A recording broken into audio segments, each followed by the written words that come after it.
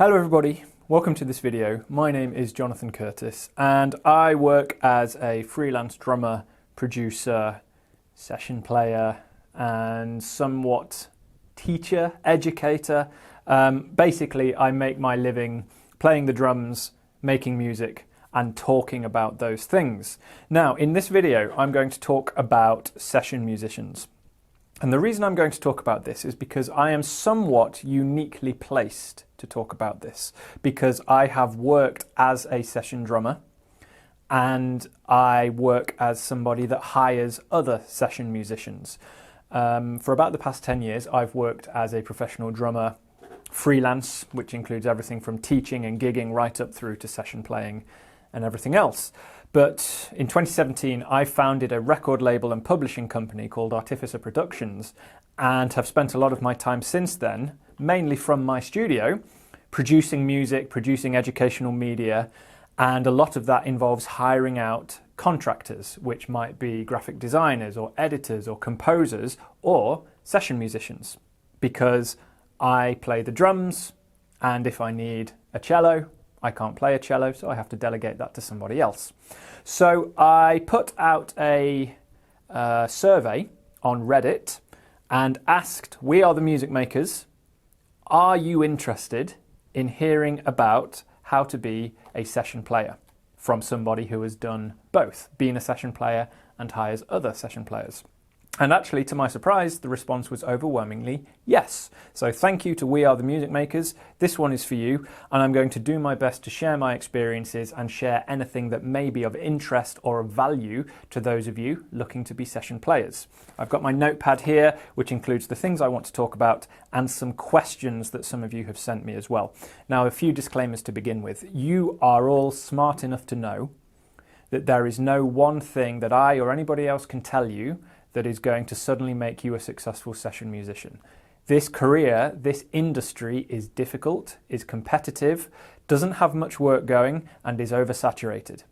So nothing I can say here is suddenly going to magically make you a successful session player. However, it is somewhat possible, and hopefully some of the things I can say will be of value and will help that.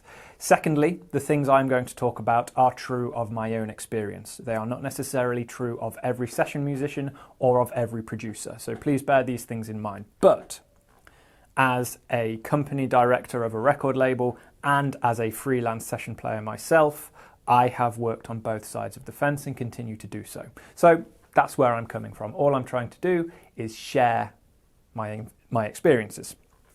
So the first thing I'm going to do is discuss a recent project in which I hired a session player. I'm going to talk through the process from my point of view as the producer, as the record label. I will talk about why I did each of those steps and the way I did each of those steps, and then I will try and answer some of your particular questions as well. So I recently was working on a piece of music for an album that required a cellist, and I don't know any cellists. So I put out the call for a cellist and was absolutely inundated with applications by professional cellists. And I had to go through all of these emails, all of these applications, and somehow try and decide on which one I wanted to work with, which one I wanted to hire, and then get in touch with them and go through the project with them and eventually sign the contracts, pay them, and get the work delivered. Now, fortunately, the person I went with in the end was excellent and they did a really, really good job and it was all hunky-dory and we will be working together again in future. Now, for many of you, that might sound like an ambition. I want to be that musician that is approached, that is hired, that is then on the list, on the radar for future projects. So let me talk you through, from the producer record label perspective, how that came about. First of all, I gave you a big clue right at the beginning. I don't know any cellists. If I did, they would have been my first port of call, right? The number one rule or the number one process that I follow is, first of all, who do I know? Right? So if I need a keyboard player, which I do regularly, or if I need a bass player, which I do regularly, who are the bass players that I know? And there are loads of them. There's probably half a dozen at least for each of those instruments. All of these bass players I have worked with before in some capacity, either as a member of an ensemble or a band. I've gigged with them, I've done work for them, or they've done work for me, or we've done something together on a mutual project. Whatever, I have worked with all of these players. So then I go down my list of names. Let's say I'm looking for a piano player. I go down my list of names and I think, well, which one of these is most suited to the role? Who would be the preferred option, not necessarily because they're the best, but because they are the most suited to the particular thing, because the project might be post-bop jazz, or it might be classical, or it might be a theatre production. So I need to decide which one of these piano players that I know is most suited to that, because one of them might be a phenomenal jazz player, but not actually particularly strong, or, you know, they may not like classical work. So I would try and tune who I choose based on what I need. The second thing I do, once I've decided, okay, this is my preferred player, I approach them and ask them, are you interested? I approach them, are you interested in this project? If yes, what is your fee and what is your availability? Now, here is an interesting aside. Notice I ask them for the fee, not the other way around. I don't post a job saying, I need a piano player, the fee is X. I need a piano player, quote me for that, right? Imagine any other line of work. I need my garden landscaping. I'm not going to put out an advert that says, I need a patio building, I will pay you £1,000. I would get laughed off the notice board, right? People would say I was ridiculous, because instead I would approach a landscaper and say, please quote me, how much will it cost me to get my patio done? Because the person doing the job knows how much work it will take, knows how much time it will take, and knows what they charge for those services. So just be aware of any work, especially in the music industry, that comes your way where you are told the fee. As the service provider, as the musician, you should always be the one quoting the fee. So to go back to what I was saying, I've got my list of piano players. I go down my list and think which one is the most suited to this particular job. I approach them and say, are you interested? And if so, how much is it going to cost me? And it might be an hour's work, in which case they quote me an hour's fee, or it might be a few days in the studio, in which case they quote me a day rate for studio rates. And then I send them the work and we do it. Now, in this case, I didn't know any cellists. So the first thing I did was ask some of my friends, do you know any cellists? And the answer came back no. I guess in my circles, especially as a sort of predominantly jazz player, cellists are somewhat uncommon. So I had to bite the bullet and advertise publicly. I don't usually like doing that. This is something I'll come to later, by the way. I don't usually like doing that, but I had no choice. I had to advertise. I did do a brief Google search, incidentally, local cellists to my area, but I decided to do it this way instead. So I put out a short post on a Facebook public group, and again I will talk about why in a minute. But I put out a short post on a Facebook music group for UK musicians, and I just did a one-paragraph advert, basically. I said, I'm looking for a cellist for a session recording. And I must have used some particular catchphrases that caught people's attention. I said it's for a UK-based record label. It will be contracted by the Musicians Union. Please send me your quotes and your intentions of interest, including a show reel, to my email address, which was the record label's email address. And after about 3 or 4 hours, I had to take the advert down because I was inundated, absolutely inundated with responses. My email inbox was filling up. I was getting message requests through Facebook, and I just couldn't keep up with it all. So I took the advert down in the end. Now, that's quite uncommon for somebody like me or producers or record labels to just put out an open request. So I'm not exactly surprised that people jumped on it and inundated me with replies. But what was really interesting was what those replies and responses all looked like. Everyone was very polite, everyone was very formal and professional, which I would expect, and I had to go through all of their emails and try and decide, okay, you all look great, which one am I going to work with? Because I want to work with somebody that I can get on with. I like to work with people that I know and that I can build a working relationship with, and that I know that I can trust to do the job and to do future jobs for me as well. So I didn't just want a faceless do this and send me this. I wanted actually to build up a relationship with somebody. So I was looking for somebody that was personable but still professional. I was looking for somebody who had a past body of work in somewhat similar projects. And I was looking for somebody with the ability to improvise a little bit because, again, I'm working in the jazz idiom. I wanted a bit of improvisation and a bit of creativity. So I tried to go through the emails and see if I could spot things that were along the lines of those characteristics. Were they friendly and personable? Did they have a body of work that sort of represented this job? That sort of thing.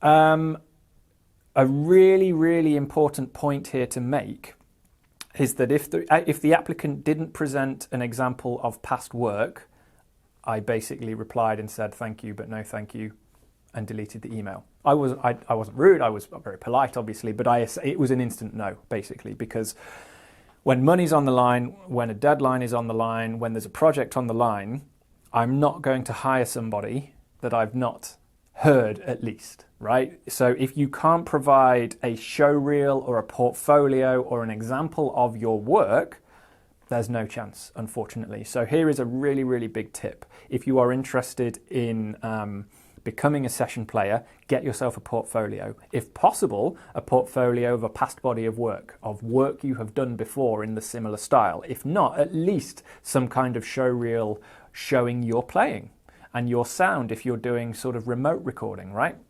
So the person I decided to go with in the end linked me to an extensive SoundCloud page with loads of work on it. Her own stuff she'd done for other people, and it was her playing the cello, using the microphone she records with, in the style that she would do. So I was able to hear straight away, oh, that's what she sounds like. Oh, that's really nice. That's similar to what I was looking for. So that's a massive, massive point. Please, if you're contacting people about session work, provide a show reel or a portfolio, some example of your work. The personal touch. So upon being impressed by the SoundCloud examples, I contacted her and asked if she would be interested in talking further, and I sent her some scratch reference files of the tunes. I said, these are the tunes in their infantile form. Are you still interested? She had a listen and got back to me and said, yeah, that sounds really great. I'm really interested. Let's talk. So we arranged a video call for the next day, and we had a good long chat about it, and I ended up hiring her there and then. So a few things to state here. What was it about her showreel examples that stood out to me? It's not that what she provided was exactly what I was looking for, because what I was looking for was a little bit niche anyway, but it just showed her cello sound. It showed an example of her playing. It showed a high quality level of recording and professionalism. It wasn't necessarily virtuoso material that made me go, wow, she's the best player in the world. She may be, she may not be, but I don't care about that. I want to know, can she do a good recording? Can she play well? Is she going to be able to provide the level of audio that I'm looking for? Because, and somebody did do this, they sent me a video of them playing and they were fantastic, but they said, I can record through a video camera. And I can't work with that. I need WAV files, right? So it was, can she deliver the end product that I'm looking for? The cello sound she had was fantastic. It was really dark and organic, which I really wanted. It was in a sort of similar style to the sort of music. When she replied to the email the second time, she was friendly. She was enthusiastic. And that's all really nice to hear. When you're producing music, you want the people you work with to be enthusiastic and friendly. And when we spoke face-to-face via the video call, she was friendly.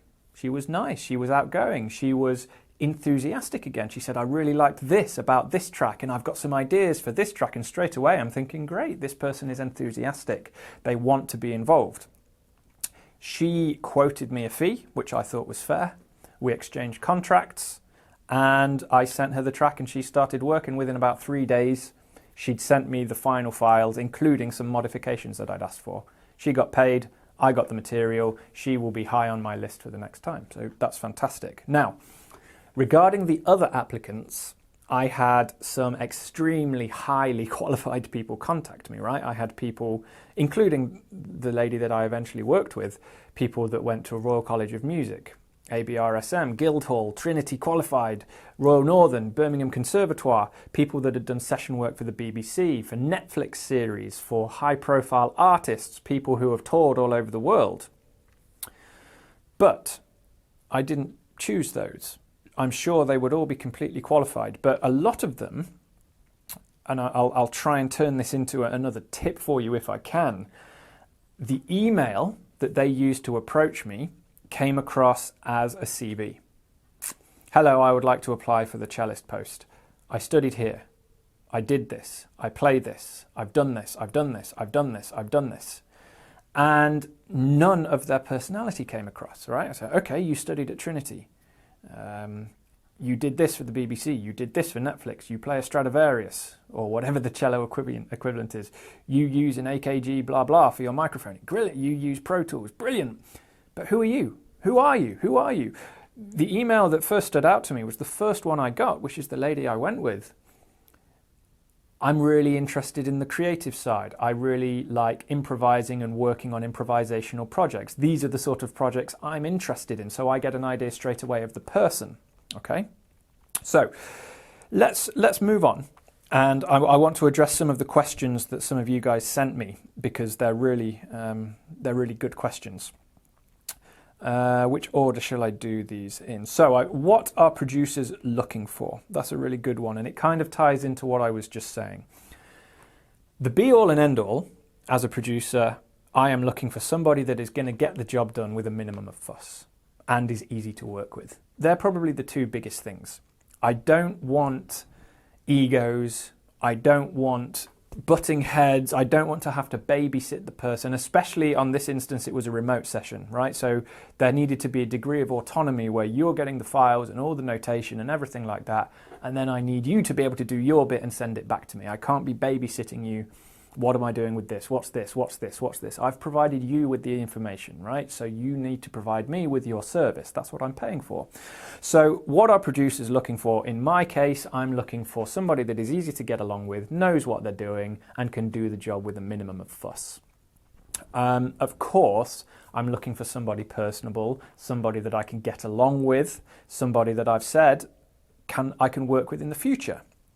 I don't really care how good the person is, because if they are responding to an advert for a session musician, it's assumed they're good, right? Because if I said, yeah, great, let's do it, here's the contract, and they physically can't play the piece, I'm just going to be like, well, why did you even apply? And then they will never I'll never work with them again. So there is always a degree of assumption that the people involved can play. So I'm not going out there looking for the best cellist in the world or the best cellist in the country, because I'm sure all of these people that applied are fantastic players in their own right. It doesn't mean they're the best ever, doesn't mean they're virtuosos, but they're good players.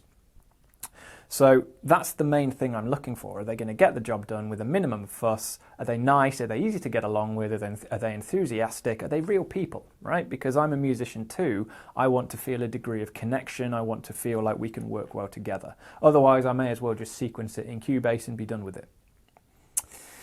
What most helps and what most hurts the audition process, right? So this again ties into when I was going through the emails. The number one thing that helped the final successful applicant, if it sounds really douchey to say that, but the number one thing that really helped the successful applicant was just how friendly she came. She came across as friendly, she came across as enthusiastic, and this was backed up by the showreel samples she sent me and the reply she sent me, and then ultimately confirmed when we spoke over the video call.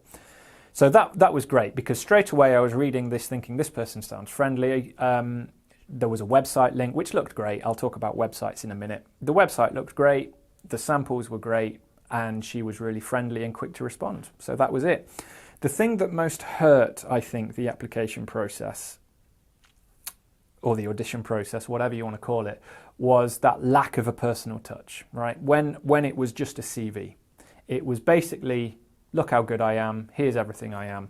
And I appreciate that it can be very difficult when you know very little about the project you're applying for. What else are you supposed to do, right?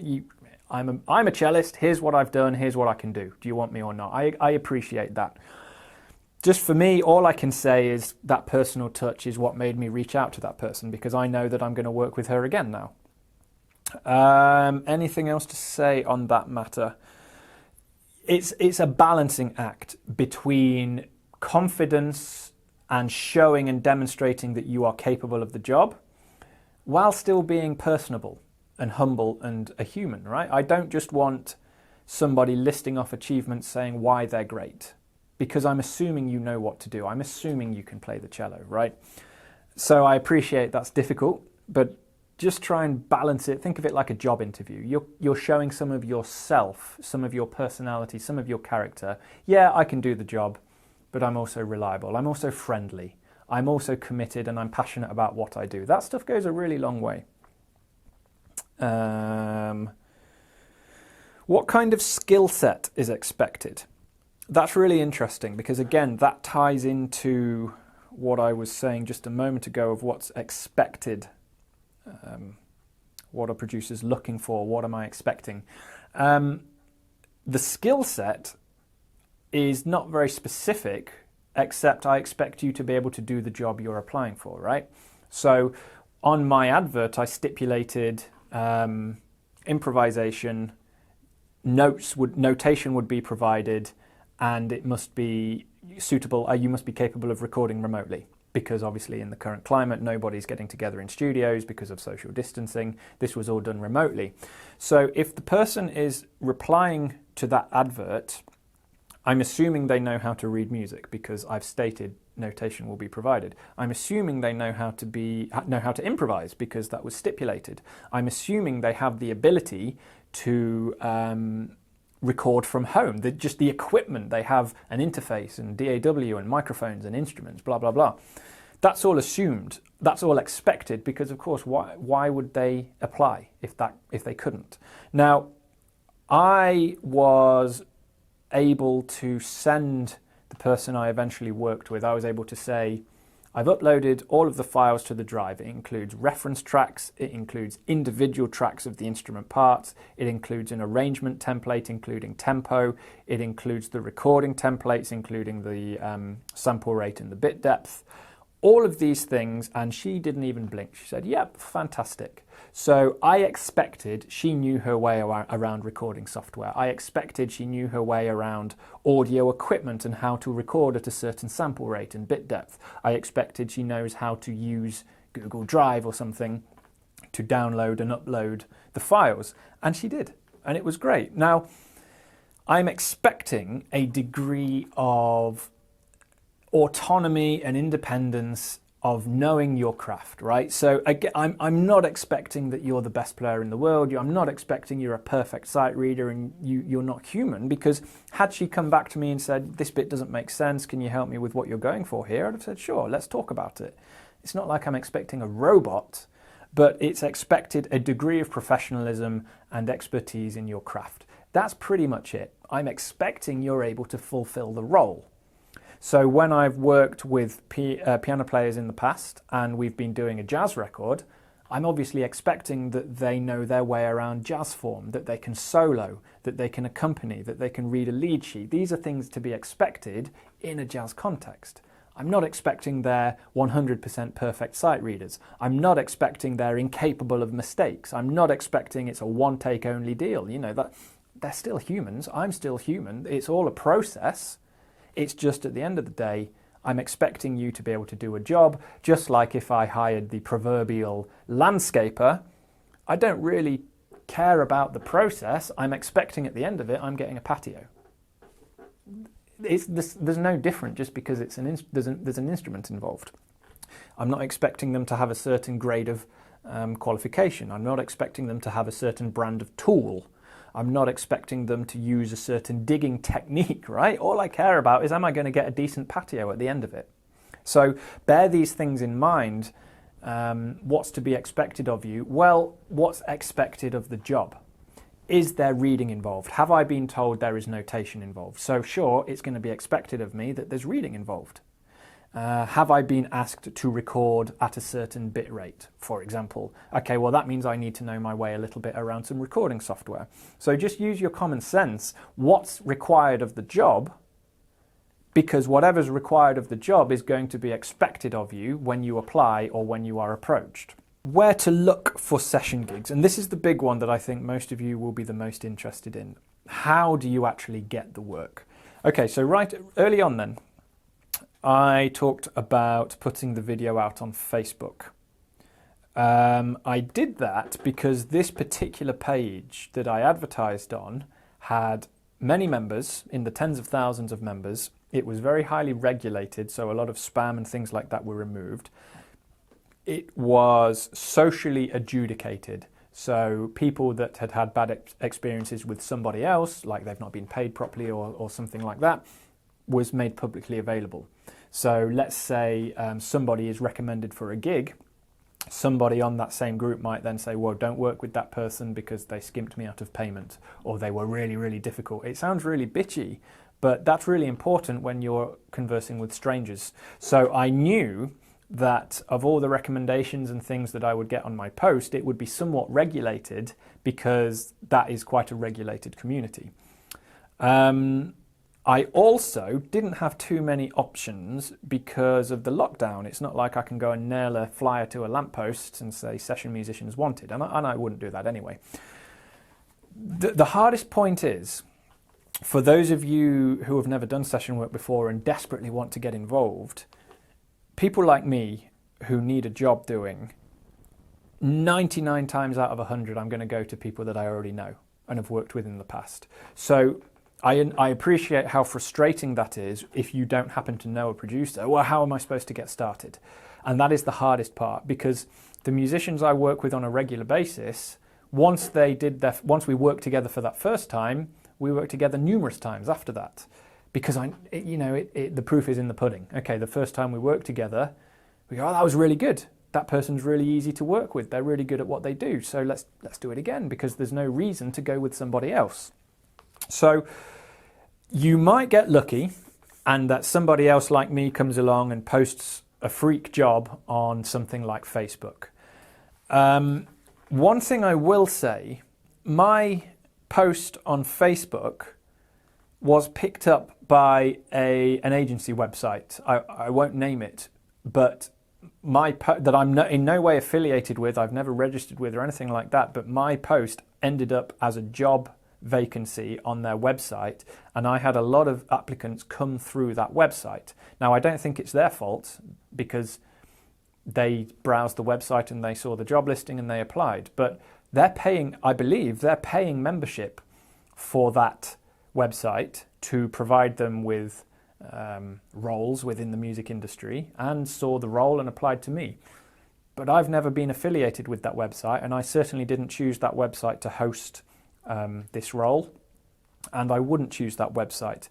There are a lot of websites out there that will take a subscription fee in exchange for job opportunities or vacancies or whatever in the music industry. I would urge you all to be very, very skeptical about that sort of thing, because I have certainly never advertised on those websites, and I don't know many people that do. The vast majority of work in the session sort of field comes from people you know and word of mouth. So, like I said, when I needed a cellist, the first thing I did was think, do I know any cellists? When I didn't, the next thing I did was ask all of my contacts, my colleagues, my friends, do you know any cellists? It was only then that I had to advertise publicly. So to flip that around on how you can help yourself with that, essentially, you're trying to build up a network of contacts, friends, other musicians and producers and whatnot who know that you are available for your field. It doesn't matter what instrument you play. You might be a guitarist. People need to know that you are available as a session guitarist, because otherwise they simply won't know to recommend you. It's all right me having this studio and practicing the drums all the time and all this equipment and going, yep, I want to be a session drummer. But if no one knows I exist, it's all for nothing. I need people to know I exist at the very least, so that my name is at least an option when these roles come up. Now, A massive portion of the session industry is what you might consider lower level work, right? So I've done a lot of remote recording here for people that are enthusiastic amateurs who are doing the album they've always dreamed of, and people that are just doing a one-off because they like the idea of it, or people that are doing it on the side alongside other stuff.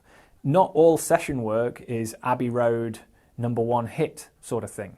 There's a massive swathe of the industry that is much lower profile. It doesn't mean lower quality. Some of the quality out there is phenomenal. But if you think about the real big names, the Abbey Road Studios, the Sony Musics, right, the Universals, the actual session players are at the very tip of the spear, very top of the pyramid, who have got their feet in the door and do a good job, so get sent the work on a regular basis.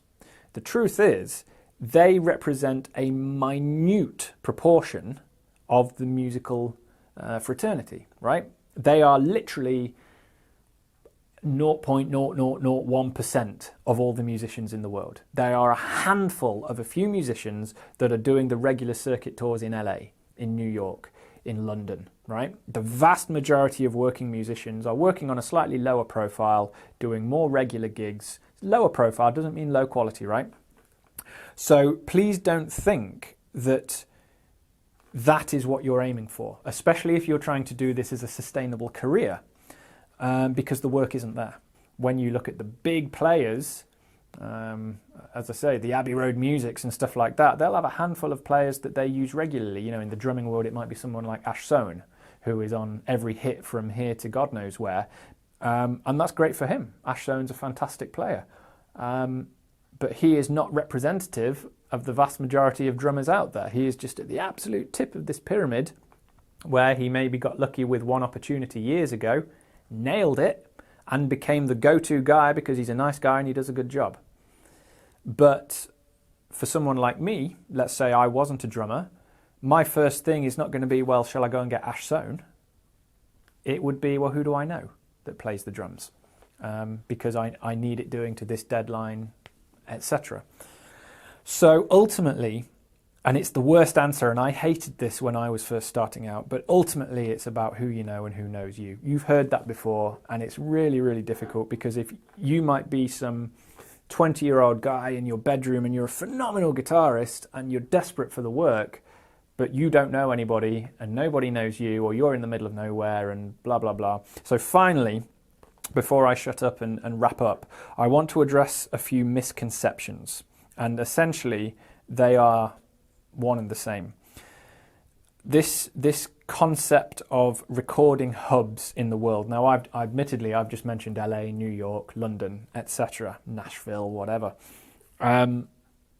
That is not the mecca that you might think it is, and it's certainly not reason to uproot your entire life and move to a different city or a different country even, for the sake of thinking that these places are hubs of thriving session activity, because they just aren't. Some of you that follow my channel may have seen the series I did a few years ago building this studio. And even to this day, 3 or 4 years later, I'm still contacted on a weekly basis by people asking about various construction techniques and blah, blah, blah.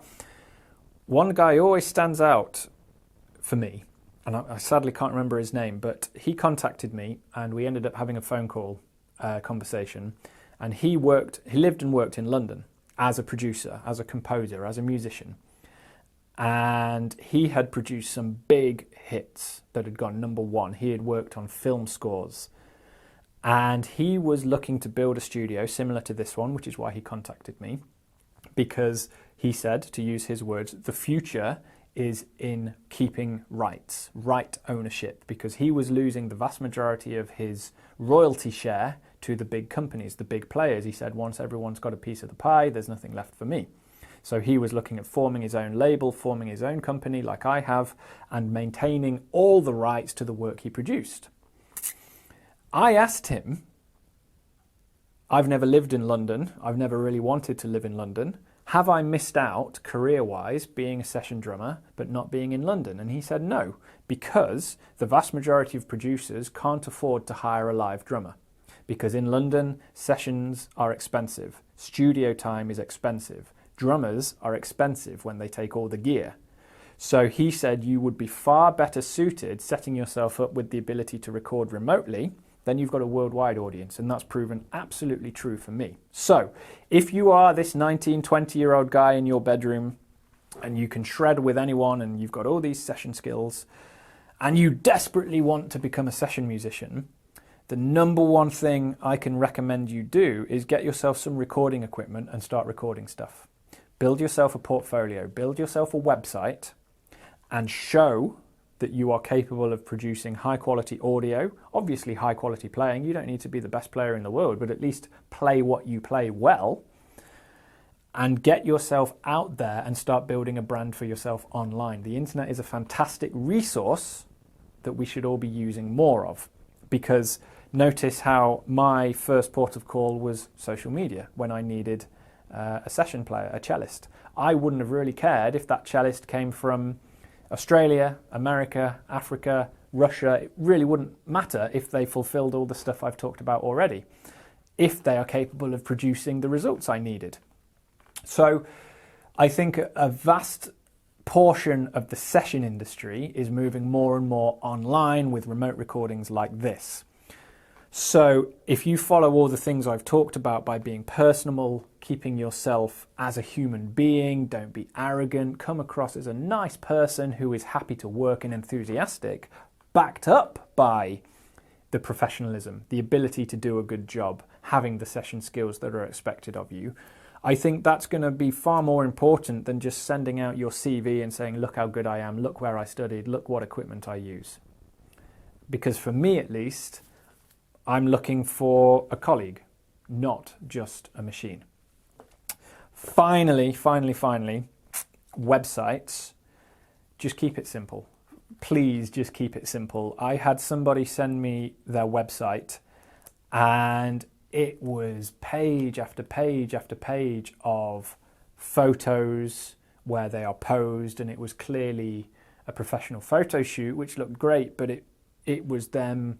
Here's me posing against a churchyard. Here's me posing on stage. Here's me posing against a car. Here's me posing at a wedding. And here's page after page after page after page. And it listed the equipment they used, and it listed the session credits they'd done, and it listed this and it listed that. And I just looked at this and thought, this person may as well not. It may as well be the Colonel from KFC, because I don't know that this person exists. When I look at a website, a picture's nice because it puts a face to the name, but it's not a beauty contest. It's just, oh, this is the person, this is who they are, what they look like. A link to some material and some contact details and a little bit about what you do. That's all you need. So I am John. I am a drummer. Here's my drumming work. Here is my contact details. Here's me. That's all you need. Think of it as a business card online, right? And please include a portfolio. Show off what you can do. Produce something. If you've never done a session work for anybody else, do it for yourself. Produce your own thing, because a body of work is going to be massively helpful. If I'm approached by you as the 19-year-old up-and-comer, you might follow everything I've already said. You might be super nice and enthusiastic and professional and humble. But if you've never done it before, I'm probably not going to trust you to do it. That sounds awful. It sounds horrible, and I should trust you to do it. But when there's money on the line, I'm probably not, speaking honestly, speaking realistically. So if you can show me, here's stuff I've produced, here's a body of work, here's a portfolio, that's going to go a long way towards somebody like me saying, right, you know what you're doing, let's do it. So that's about all I have to say on the matter. I hope this has given you something to think about. I'm sorry it's been rambling, but it's a difficult thing to talk about. Now, I am going to do a few more videos on this topic. I'm going to talk about session skills in more detail. This is going to be primarily from my own experiences as a session player rather than as the person on the other side of the fence. And another video on how I got started. how I got into it, because I think that may be of value to some of you. Because I can't necessarily tell you the catch-all rule that will get you hired, but if I told you how I did it, that at least gives you some insight, right? So I'll leave it there. Thank you for watching, and thank you again to We Are the Music Makers on Reddit for such a positive response. I hope this is giving some of you guys something to think about, and please don't hesitate to get in touch with any more questions, any advice I can give you, I will. I just want to close by saying the biggest misconception of all is that there is this secret club that you either a member of and you get all the work and you get all the tours and you get all the jobs, or you're not a member of and you're pushed out and you're closed. And it's just not true. It doesn't exist, right? The music industry is just as diverse and widespread and varied as any other industry, right? If I decided I wanted to be a landscape gardener, all I needed to do was make sure I could landscape a garden and start advertising my services. I wouldn't need to move to a different city that's the landscape gardening hub. I wouldn't need to go and sit in on someone else's landscape gardening gig just to get noticed, right? There's such a strange attitude around the music industry that I think is just not needed. So there's no secret club. There's no clique. There are people, of course, that are working at a very high profile, and that is closed in the sense that those people follow the same rules that I follow, and that they like to work with people that that are tried and tested. So a person who is the head producer for a project at Abbey Road Studios, who is in charge of booking the session musicians, is simply not going to hire some 19-year-old up-and-comer just because they've got someone they've used with for the past 10 years that is guaranteed to do a good job. That's not a clique, right? That's just the way people work. People like to work with what they know, who they know, people that are easy to work with. I might get a gig at Abbey Road Studios and I might be the best player in the country. But if I'm an asshole and I cause trouble, if I'm late, if I've got an ego, even if they let me finish that job, they're never going to hire me again. So if you can just offer an honest service, there will be work out there. It may not be regular, it may not be the highest profile, but there is work out there because there's always people making music. And please just remember that at the end of the day, we're all just trying to make good music. That's all I can say. Thanks guys, stay safe, and I will see you on the next video.